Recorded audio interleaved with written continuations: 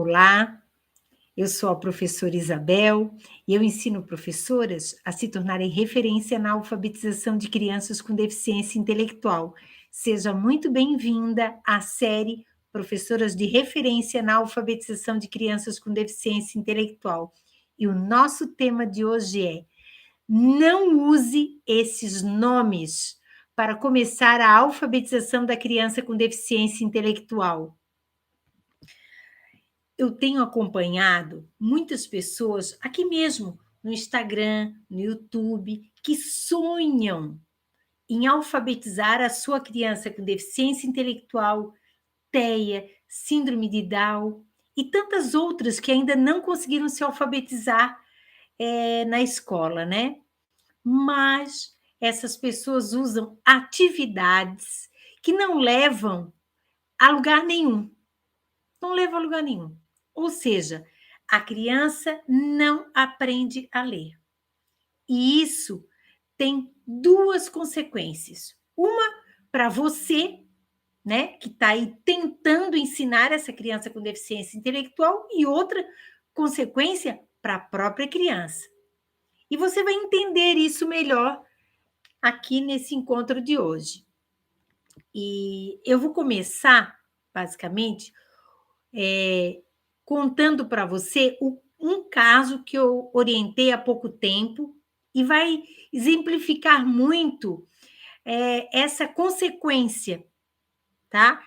De você trabalhar um tipo determinado de atividade que não leva você a lugar nenhum. O que acontece quando você começa a perceber que o que você usa não está adiantando para essa criança? Então, o caso que eu orientei essa semana era o seguinte: uma psicopedagoga, ela disse para mim o seguinte: olha, eu já usei de tudo e essa criança não aprende. Você talvez também já tenha tentado usar de tudo. Aí eu perguntei para ela: o que você já usou? Ela disse o seguinte: olha, eu comprei uma apostila para trabalhar a questão silábica, não deu certo. Trabalhei todas as sílabas junto, não deu certo. Eu pedi para a mãe da criança ajudar a criança a decorar as sílabas e também não deu certo. Trabalhei com cópias de letras, cópias de sílabas, cópias de palavras. Trabalhei uma palavra principal e a partir dessa palavra principal eu montava outras palavras e não tem jeito, né? Não tem jeito. A criança não aprendeu.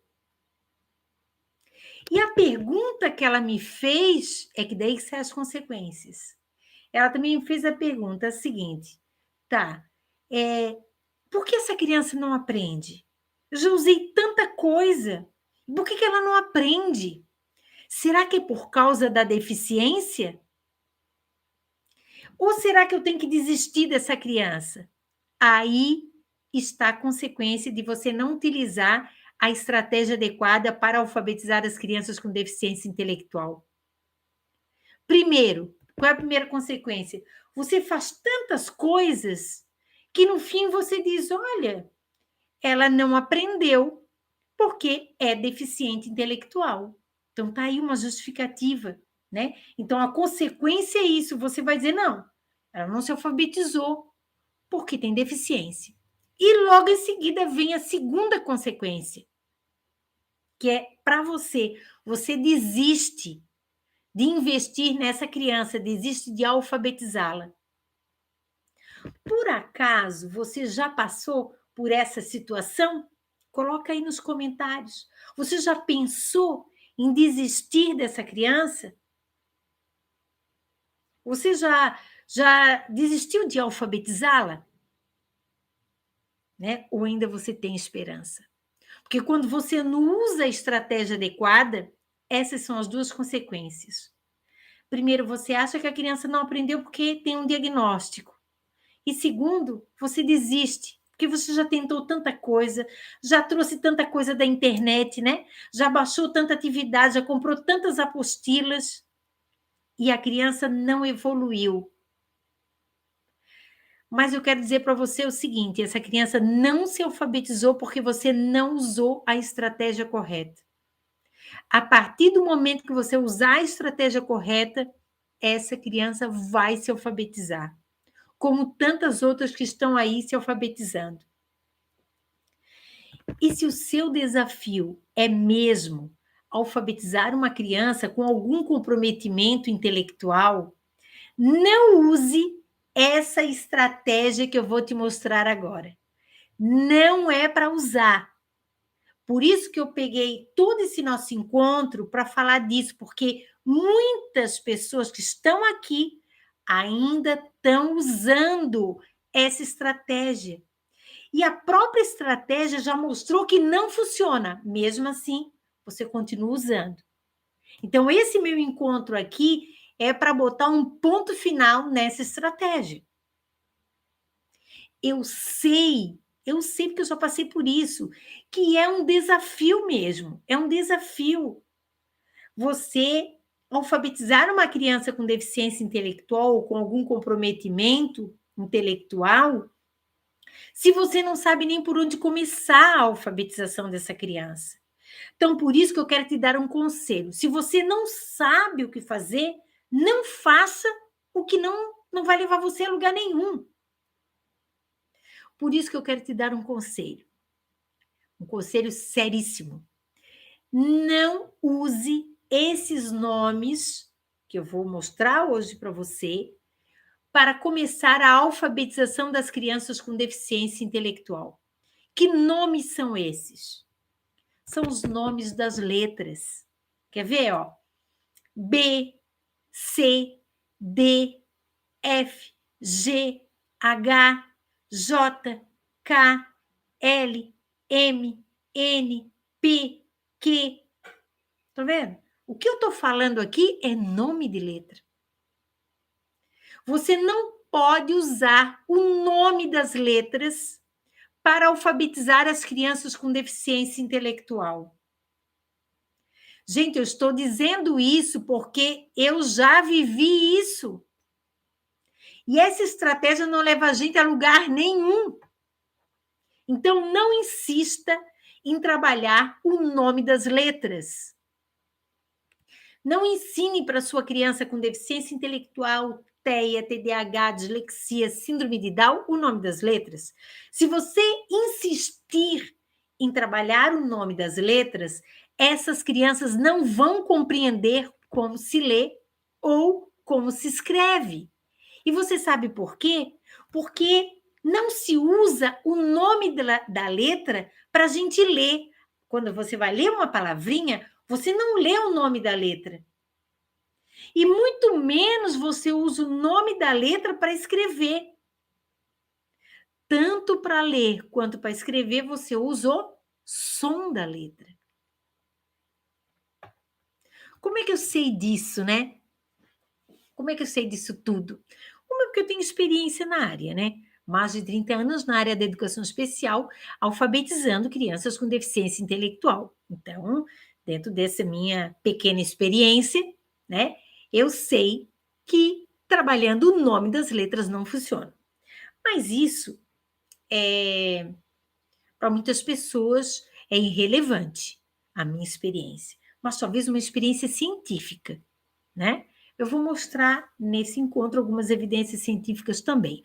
Mas eu quero dizer que eu comecei a trabalhar na educação muito cedo mesmo, porque sabe, a pessoa que tem TDAH, ela quer ter autonomia de ser independente. Então, com 13 anos, já comecei a trabalhar na biblioteca da escola.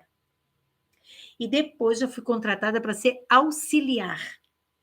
Então, com 13 para 14, eu fiquei na biblioteca e com 15 anos eu comecei a trabalhar como auxiliar. Mas antes de eu contar exatamente essa história para você e o que eu aprendi quando eu tinha 15 anos, antes eu quero dizer para você, eu me considero uma pessoa privilegiada, especialmente na minha formação. Um desses privilégios foi conhecer o próprio professor Haverford e ter aula com ele. Mas um outro privilégio que eu tive aos meus 15 anos foi começar a trabalhar com as crianças. Começar a trabalhar com as crianças. Então, eu lembro que o primeiro dia que eu entrei na sala de aula, eu já tinha ali na minha frente uma professora e já tinha crianças com... Tinha uma criança que ela tinha paralisia, andava numa cadeira de roda, né? E já estava ali envolvida na inclusão, que a gente nem sabia o que era inclusão. Veja bem o que aconteceu. Eu tive o privilégio de começar cedo e eu fui auxiliar de uma professora chamada Marisa. Marisa. A Marisa, ela me ensinou uma coisa básica. Gente, eu tenho 54 anos. Os meus 15 anos não foram ontem, foram no passado. No passado. Aí, a Marisa me ensinou uma coisa muito básica. É assim, ó, ela dizia assim, ó, é importante você ensinar os fonemas pronunciados em uma só emissão de voz. Imagina eu com essa informação aos 15 anos. Eu ficava pensando, o que será que é isso, né? O que será que é isso? Ensinar os fonemas pronunciados em uma só emissão de voz.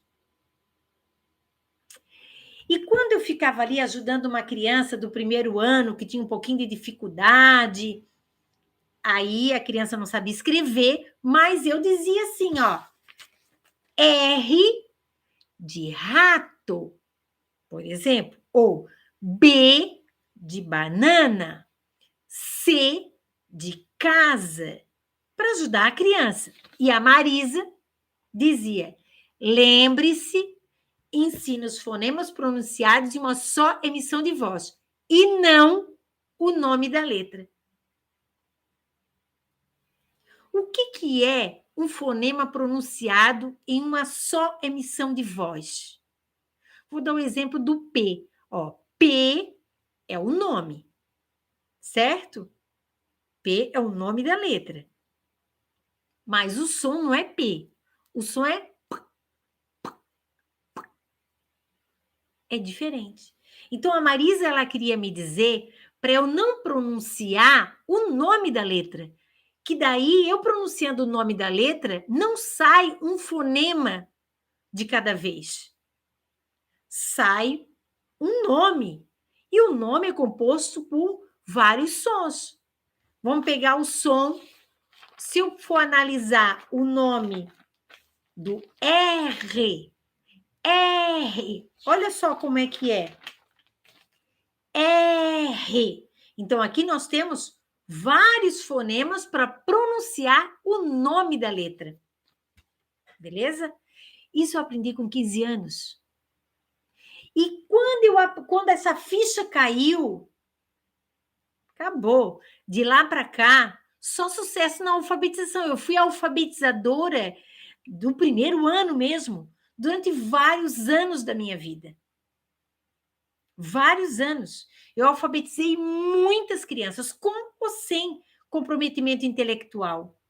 Alfabetizei crianças com síndrome de Down, com síndromes raras, com TDAH, com diagnóstico de deficiência intelectual, em escola pública estadual, municipal, em escolas particulares. Foi onde eu trabalhei, no chão da sala de aula. Né? Como também trabalhei em clínicas. Então, quando a criança vinha com esse perfil de, ou essa queixa, né, que não estava se alfabetizando, o que eu usava? Eu não usava o nome das letras. Eu nunca usei os nomes das letras, desde a época que a Marisa me ensinou. Agora, por que não usar o nome da letra para tentar alfabetizar uma criança com deficiência intelectual? Por que não fazer isso? Se isso é trabalhado com todas as outras crianças, mas as outras crianças não têm deficiência. A nossa criança tem deficiência. Então, não dá. Com ela não funciona. Se funcionasse, elas já estariam alfabetizadas, porque elas não estão alfabetizadas, não é por causa da deficiência. É porque o método usado, que é o nome das letras, não funciona para elas. É isso. Eu vou dar um exemplo mais simples para você. Quando você diz assim para a criança, qual é o nome dessa letra? Vamos pegar o mesmo exemplo, né? Vamos pegar qual é o nome dessa letra? R de rato. R de rato. O cérebro da criança com deficiência intelectual entende que o nome da letra R, esse nome aqui, R, não tem sentido na palavrinha rato. Quando eu pronuncio a palavrinha rato, não tem o R. É essa a lógica. Eu já expliquei isso em algumas lives anteriores, que nós temos no lado esquerdo do cérebro uma área específica para a decodificação dos sons das letras. Então, quando você pronuncia R, e esse nome, ele entra como um som, certo? Mas é um som carregado de sons vocálicos, né? Até sobrecarregado de sons vocálicos, que não corresponde à palavrinha rato. O lado esquerdo do cérebro, que é responsável pela pronúncia, significado e articulação do som, o que ele faz? Ele vê que essa pronúncia aqui, R, não tem no nome rato. E o que o cérebro faz? Descarta. Ele descarta. E eu vou dizer uma coisa para você. Não é só a nossa criança com deficiência intelectual que tem essa lógica. A maioria das crianças que estão aí na sua escola e que ainda não se alfabetizaram é que não entenderam a lógica de usar o nome da letra numa palavra, seja para ler ou para escrever. Sabe como é que a situação piora? Sabe como é que a situação piora? Quando você vai ensinar uma criança com TEA. Quando você vai ensinar uma criança com TEA. Por quê? Porque se você usa essa pronúncia do nome da letra, a criança com TEA, ela tem o hábito de levar tudo ao literal, né? Até por esse pensamento mais rígido, né? Então, ela tem que encontrar uma lógica nisso. E aí, a parte da pronúncia serve para a gente mapear uma palavra, para ler ou para escrever. Então, quando ela vê que R não tem esse som na palavra rato, ela não vê lógica nisso. E se ela não vê lógica nisso, ela não se interessa pela alfabetização. Algumas até se negam a fazer atividades que elas não compreendem a lógica. É por isso que o teu aluno com TEA não conseguiu se alfabetizar ainda. É por isso que a tua criança com deficiência intelectual ou mesmo com síndrome de Down ainda não conseguiu se alfabetizar. Já está lá com 13 anos, 17 anos, já é um adolescente e ainda não está alfabetizado. E ele é só síndrome de Down com uma deficiência intelectual leve ou moderada que seja. Gente, isso é muito complicado. Quer ver? Outro fator para você não usar o nome das letras para começar a alfabetização das crianças com deficiência intelectual. Assim, ó, você não deve usar o nome da letra, porque o nome da letra muitas vezes não corresponde ao som da letra. Isso não acontece com as vogais. Quando você fala A, o A é o nome da letra e é o som da letra. O A, o U, o I. Agora, com o e com E já tem uma com E já tem uma variação, porque pode ser o ou O, e pode ser E ou E. Já tem uma pequena variação aí. Quer ver as consoantes? As consoantes piora, porque qual é a letra? C, né? C. Qual é o som da letra C? É C? Não, nem sempre. Pode ser o K, casa, tá vendo? Ó? Casa. Ele só é C quando é cebola, cidade. Mas nem todo C vai ter som de C. E aí isso pode dar um nó na cabeça da criança. Como é que nós temos o C em casa? Se casa. Não tem C. Não tem esse som de C. Então, isso fica muito complicado para uma criança com deficiência intelectual, TEA, síndrome de Down, entender isso.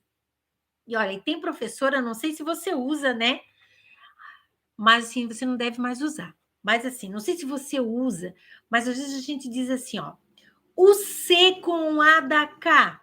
Puxa vida, C.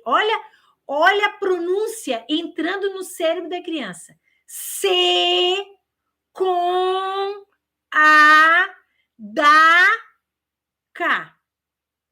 Isso é quase uma frase. Olha o excesso de sons vocálicos que são agregados a essa sua explicação. Aí o cérebro da criança não entende, isso atrapalha muito a criança quando ela tem que pensar sobre o que leu. E pior ainda mais quando ela vai escrever.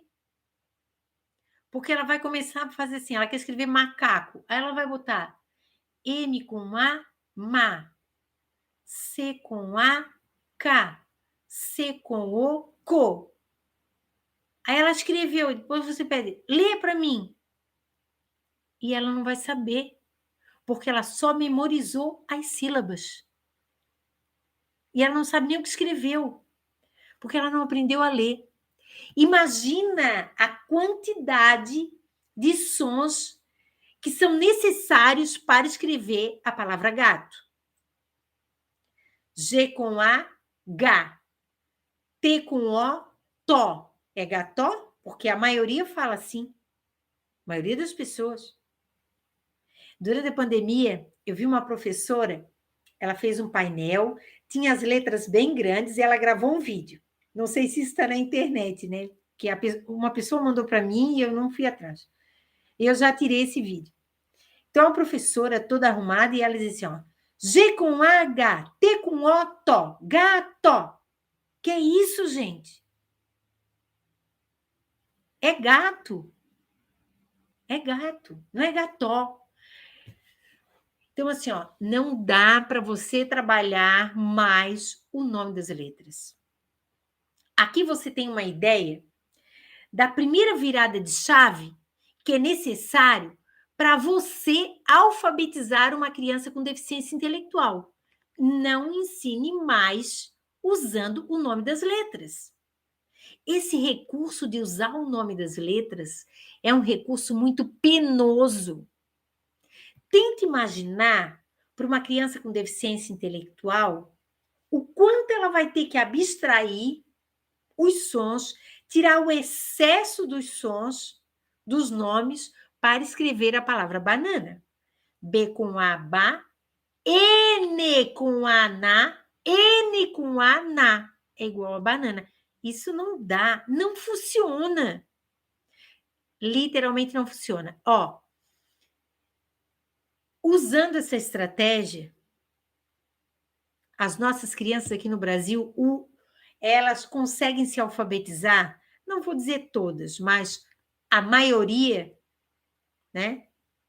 Em 2 anos. Elas saem do primeiro ano mal lendo palavras com 2 sílabas.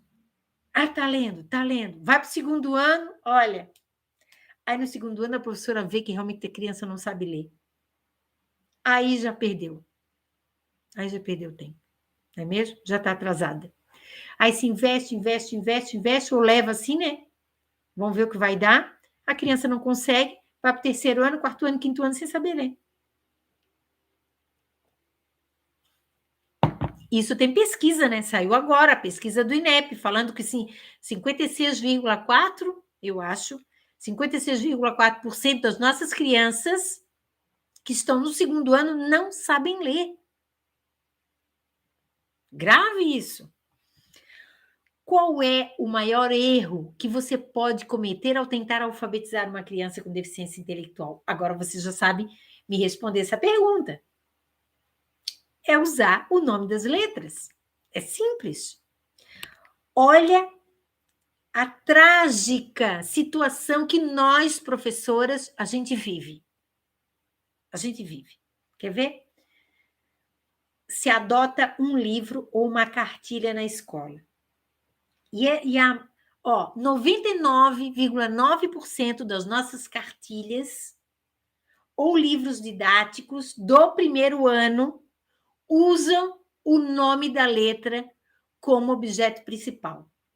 Aí a professora fala: esse é o S de sapo, esse é o B da banana, esse é o R de rato. Tá vendo? Então, isso é usar o nome da letra.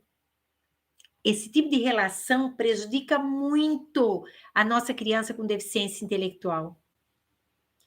Porque assim, por que eu digo prejudico? Porque elas têm muito potencial para ser desenvolvido. Quero afirmar aqui. Olhe no diagnóstico da sua criança com deficiência intelectual. Quero te olhar nos olhos agora.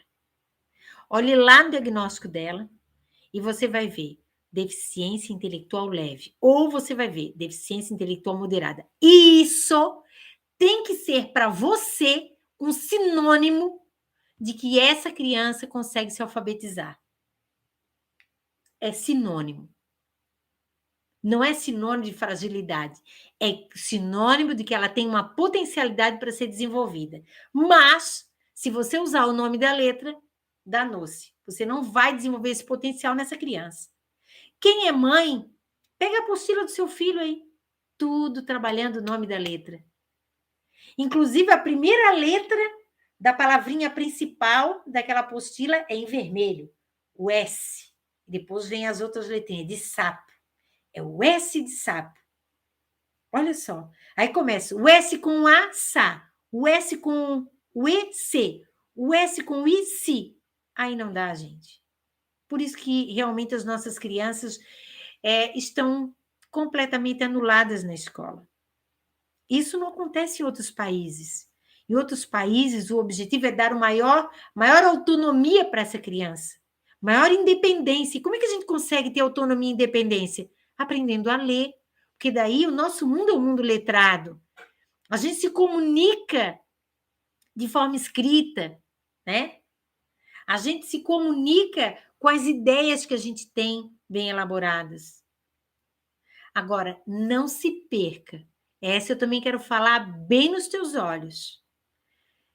Tem apostilas que elas são tão bem trabalhadas que a sua criança com deficiência intelectual, ela consegue memorizar de 30 a 50 palavras de sílabas.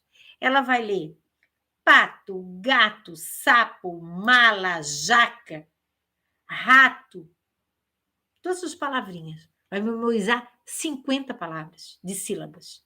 E isso te dá a impressão de que elas já sabem ler.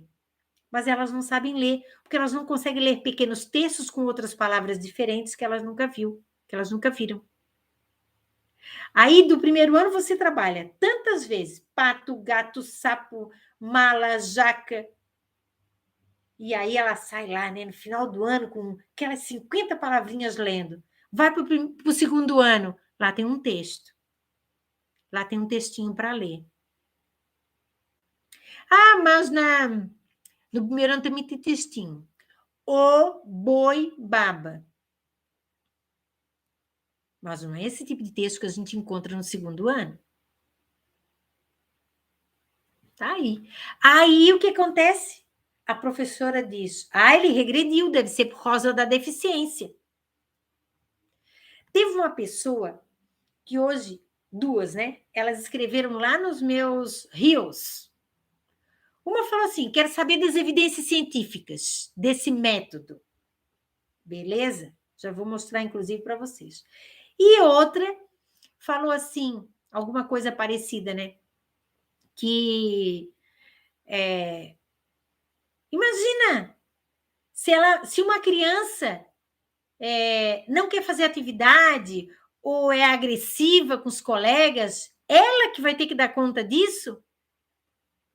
Ela que vai ter que dar conta disso? Se nós estamos preparadas para trabalhar com uma criança neuroatípica, algumas entram em crise e devem ser acalmadas. Sim, é função sua, entendeu? É função. É função. Ah, não, isso eu vou deixar para outra. Não, não deixo para outra, é sua função. Agora, quais são as evidências científicas? Porque tudo que eu trago aqui para vocês tem evidência científica. Tem evidência científica. Olha, essa semana eu também, antes de falar das evidências científicas, dizer que essa semana eu fiz um Reels onde estava assim, quais são as leituras que eu faço, né? Eu fiz lá, né? Botei os livros, aí botei um livro. Logo que eu botei um livro, botei assim, ó, 100 bilhões de neurônios. Tinha mais 4 livros lá. Aí meu filho me ligou. Mãe, o livro que você postou, 100 bilhões de neurônios, já tem uma versão atualizada. Olha só o que ele disse. E ele disse: acabei de comprar um outro livro sobre neurociência. Esse tem tudo de neurociência. Lógico, ele quer ser neurologista, então ele está lendo isso. E quando ele chega no meu escritório, ele começa a conversar coisas que estavam no livro e ele pergunta: mãe, como é que isso é na prática? Como é que vocês fazem isso acontecer? E eu explico dele, agora tem lógica o que eu estou lendo. Tá vendo? Porque os livros, eles trazem a parte teórica de como a coisa funciona. Agora, você tem que ter a expertise de colocar aquilo na prática. Onde é que eu bebo, né? Todas essas informações? Onde é que eu me alimento dessas informações? Eu tenho uma facilidade enorme de ler livros, de entender o que os livros têm e de redigir esses livros numa linguagem mais acessível. E eu sei que muitas pessoas têm dificuldade em entender até a parte acessível. Aí qual é a estratégia que eu faço? Eu transformo isso em esquemas, gráficos, informações, né? E aí, infodesenhos, que são informações, que elas são pontuais e elas te dão todo um entendimento do que é aquilo que aparentemente seria complexo de entender. Eu busco tudo isso nas evidências científicas. Quais são as evidências científicas hoje que eu mais utilizo? O autor Stanislas Dehaene é um neurocientista francês, certo? E ele diz o seguinte: há evidências científicas que as crianças que são submetidas a atividades que trabalham o nome da letra, independente se ela tem deficiência ou não, ela vai ter muita dificuldade em aprender a ler e compreender textos. E muitas crianças não vão se alfabetizar. Stanislas Dehaene, ele fala isso. Tem um livro que eu quero indicar para você. Eu não tenho aqui porque agora eu não estou lá no meu escritório. Mas o livro chama-se Os Neurônios da Leitura. Se você tem dúvidas de como é que se aprende a ler, vai estudar esse livro. E se eu não me engano, ele tem inclusive em PDF para você baixar. É de graça. Só coloca Os Neurônios da Leitura e coloca Stanislas Dehaene, ou para mim Stanislas, que daí você vai ver o livro, você vai ler o livro, você pode procurar as entrevistas que foram feitas com esse neurocientista francês aqui no Brasil, aqui em Santa Catarina, no Rio Grande do Sul, ou mesmo entrevistas na França, onde os textos estão traduzidos no YouTube. Então, assim, há muita evidência científica como é que funciona para a gente alfabetizar uma criança com deficiência intelectual. E também temos aqui no Brasil um autor que eu gosto muito, que é o Fernando Capovilla. Olha, o Fernando Capovilla, ele fala nas suas entrevistas, isso também tem num livro dele, ele fala assim, que havia uma briga muito grande, trabalha o nome da letra, trabalha o som da letra, então fizeram uma pesquisa com mais de 115 mil artigos científicos em banco de dados, né? Tipo CAPES, Cielo, Scopus, várias. 115 mil artigos. E foram comparando os métodos de alfabetização. O que se descobriu? Que os métodos que usam o nome da letra não trazem benefícios para as crianças aprenderem a ler. Muito menos para as crianças com deficiência intelectual, TEA. Não trazem. Então, você tem aí as evidências científicas. Nós não precisamos brigar mais por causa disso. Não precisamos. Tem gente que diz assim, mas eu alfabetizo pelo nome da letra e ela aprendeu a ler. Que bom. Eu só tenho a te agradecer pelo que você fez pela criança com deficiência intelectual. Se funcionou para ela, beleza. Mas isso não é a realidade da maioria. Você não concorda comigo? Escreve aí se você concorda. As nossas crianças estão se alfabetizando? Não estão. Não estão.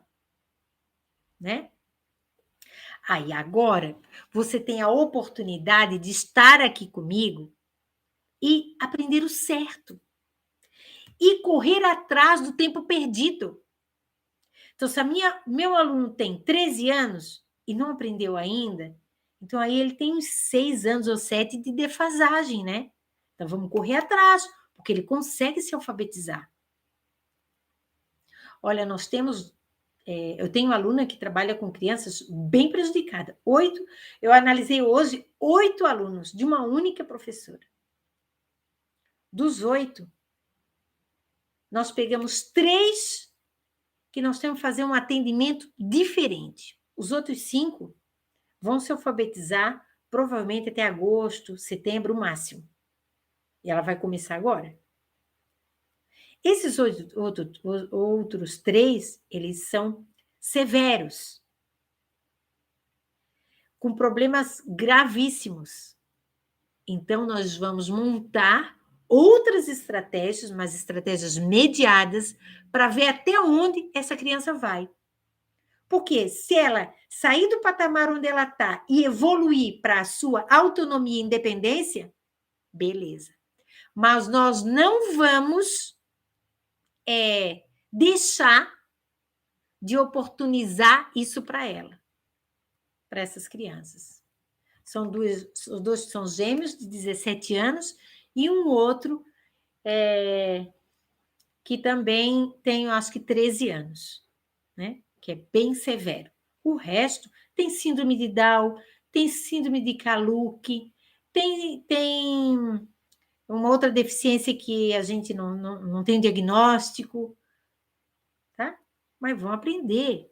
Vão todos aprender. Até o final do ano, eu disse para ela, até o final do ano, esses 5 vão estar alfabetizados, com certeza, e você vai fazer uma live comigo. Gente, eu dei a minha cara para bater. Eu não dou minha cara para bater de graça.